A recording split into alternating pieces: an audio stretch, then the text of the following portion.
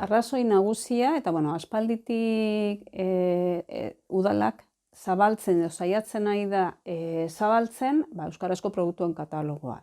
Eta euskarazko produktuen katalogoa zabaltzeko arrazoi nagusia da, askotan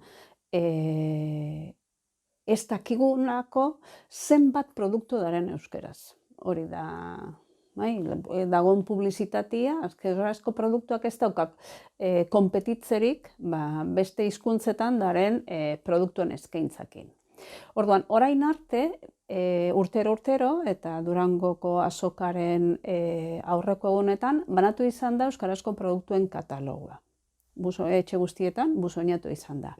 Eta aurten, bestela itxeko bi arrazoi nagusi egon direla. Alde batetik, euskaraz zinegotziak keskandia daukala paperaren, alperri galtzen den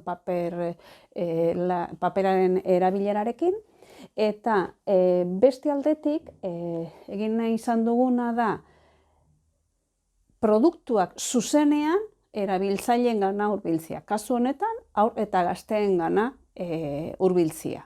Hori da, beraiek zuzenean ezagutzea produktu batzuk. Eta orduan, ez izatea katalogo batean ikustea ipuin bat, baizik eta ipuin hori entzutia.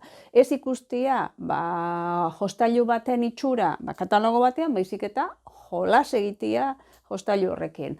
Edo pelikula baten posterra ikusi biharrian, pelikula bera ikustea. Hori izan da, zuzenean produktu erabiltzaileri.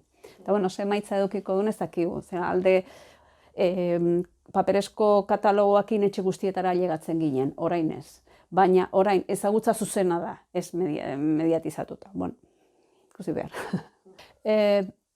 Katalogoaren nolabait xedetaldiak edo dira haurrak eta nerabeak eta gazteak. Eta orduan guk gauza bera egin nahi izan dugu, talde bien gana iristia. Eta produktuak izaten dira alde batetik haur literatura, jostailuak eta filmak, eta musika ere egoten da.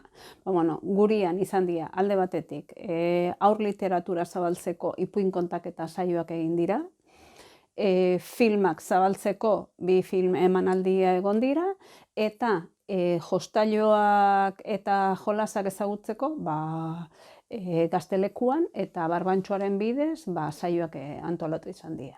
Zergatik, kontsumitu euskarazko produktuak, nik esango nuke hizkuntzaren transmisioan, hizkuntzarekin gozatzen dugunean, askoz errezago eta eraginkorrago izaten dela transmisioa. Hizkuntzarekin gordetzen ditugun momentuan, benetan momentu horietan gozatu egiten badugu, hizkuntzarekiko daukagun harremana bestelakoa, askoz, hobea eta sakonagoa. Horregatik.